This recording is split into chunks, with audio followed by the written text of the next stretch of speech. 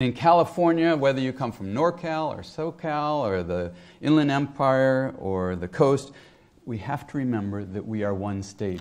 We are facing incredible challenges, and the more that we can do this together, we will be able to address our very complex issues that involve food insecurity, as you mentioned, food waste, climate change, with the goal of ensuring a healthy, sustainable food system for all of us. And Alice, you opened your delicious revolution, your remarks, referring to a deeply rooted systemic condition that you said provides the soil from which all things are nourished.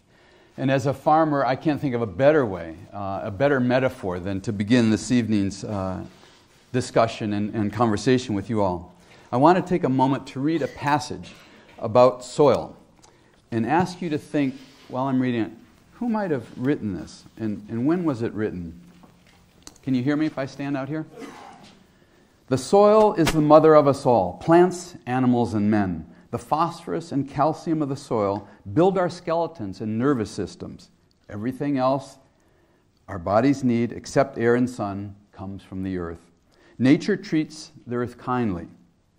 Man treats her harshly. He overplows the cropland, overgrazes the pasture land, and overcuts the timberland. He destroys millions of acres completely. He pours fertility year after year into the cities, which in turn pour what they do not use down the sewers into our rivers and into our oceans. The flood problem, insofar as it is man-made, is chiefly the result of overplowing, overcropping, and overtimbering. This terribly destructive process is excusable in a young civilization. It is not excusable in the United States. We know what can be done, and we are beginning to do it. As individuals, we are beginning to do the necessary things. As a nation, we are beginning to do them.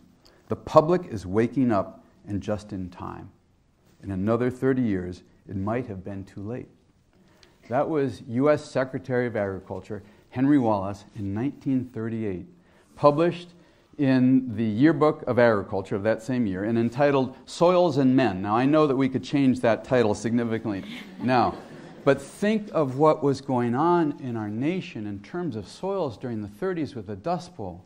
It was an incredibly challenging time. And as we think forward and today, think back of what that was like so that it'll help us to solve the problems of the future. In his final sentence of his introduction, Henry Wallace said, "The social lesson of soil waste is that no man has the right to destroy soil, even if he owns it." That's incredibly profound. So, soil really is the mother of us all. And what we're realizing today is that soil might just be the solution to our changing climate. 1 teaspoon of good soil contains over 1 billion living organisms, and their health determines the health of our entire planet. 99.7% of our food comes directly from soil. Demonstrating the importance of this, the United Nations has proclaimed 2012 the International Year of Soils. And yet, as a society, we are what ecologist David Wolf has termed subterranean impaired. And I think that's a good, I don't think we've touched the soil enough. I don't think we have a communication with the soil, and we need to do that. So I'd encourage you tonight to start that process. I know that Mas and Nakiko and Steve Glissman and others who have talked with you have talked a lot about soil health. So I won't dwell on that so much tonight, but while we're talking about the really important things of climate change, of food insecurity, drought, and food waste, I want you to be thinking of the importance of soil. You know, and I know, that climate change is rapidly and radically changing our environment. We've experienced more frequent drought years in the last 2 decades than we have in the past centuries. We've also, through tree monitoring, we know that last year was the driest year in 1,200 years. And our worst droughts have occurred when conditions are both dry and warm, and the prediction for the future is that this will be occurring more frequently and with greater intensity. Have a look at this graphic here. Over on your left is a graph representing Sierra snowpack in the last 30 years of the last century. The middle frame is representing what snowpack might be like at the end of this century, the last 30 years of this century, should temperatures increase by 3 to 5%. And this one here represents what snowpack in the Sierras might look like at the end of the century if temperature rises between 5 and 8 degrees. And what we're seeing there is a tremendous reduction in snowpack. This is what, just a visual, it kind of got me when I saw it, shows where we've been and where we're heading in 35 years. What this means to me is that our ability to store water will be compromised significantly. Just last week, you probably read that the Sierra snowpack was estimated at 6% of normal. This will have an incredible impact on California agriculture this year. 42% of California's irrigated farmland will have water cutbacks of 80% or more. Let me say that again. 42% of California's farmland will have cutbacks of irrigated water 80% or more. That will equal fallowing of about 620,000 acres of ag land. Last year that figure was about 400,000 acres of ag land. At a loss of 23,000 jobs, those are our farm worker jobs, and last year we had lost 17,000. At a total economic loss for the state of California of almost $6 billion. Last year our loss was about $2 billion. And yet we've been stuck in an argument about the amount of water that agriculture uses and the factoid that it takes a gallon of water to produce an almond. Let me be very specific. Of all the water that our state receives from rain, snowpack, the Colorado River, agriculture uses 41% to irrigate 9 million acres of our cropland. Urban and human use is 10%. The remaining 50% is for our environment, for our endangered species, runs off as runoff, gets absorbed, and goes to the oceans.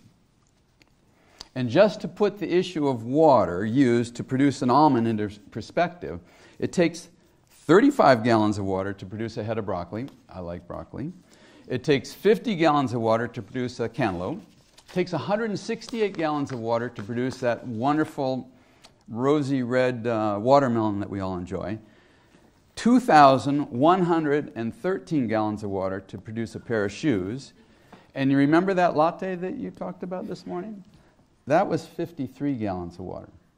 Not to mention the 8.5 gallons of water that it takes to produce the microchip. And my computer, your computer, has hundreds of those. What we're realizing is we are facing an epidemic drought. We're facing this epidemic, and we're basically running out of water. We have to think creatively today and all join together and take dramatic steps to divert a collapse of California agriculture as we know it. To understand how the simple choices that we make each day affect our soil and water, let's turn to an issue that I'm particularly passionate about, which is food waste. It takes an incredible amount of resources to grow our food across the country. 80% of our fresh water, 50% of our land, a huge amount of our energy. And you know what? You're probably aware that we're wasting 40% of our food. And it just makes no sense, because what happens is when we throw food away, we're wasting our precious water resources. We've wasted 4% of our energy. And we've created 15% of our methane, one of the worst greenhouse gases, at a cost annually of $165 billion. Now, there's good news, and that is we are changing that. We can change that. This photograph is a picture of a leafy green harvest. It could be spinach or lettuce or maybe a crucifera in the Salinas Valley. And you know that all those culls that typically do not get harvested, you can actually see them in this photograph, or what we call ugly fruits and vegetables. Now farmers are harvesting them. You can harvest your primary product in one box, the premium product, and at the same time you can be packing your cull or your ugly fruit in a second one. You can pre-arrange with the California Association of Food Banks to have a refrigerated truck right at the edge of that field and get that food to the people who need it the most.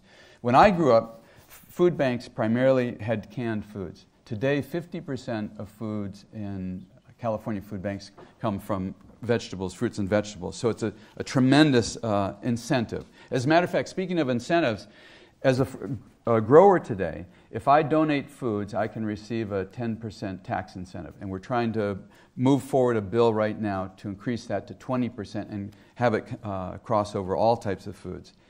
The second level of food loss, so we've got farm to table, losing 40%.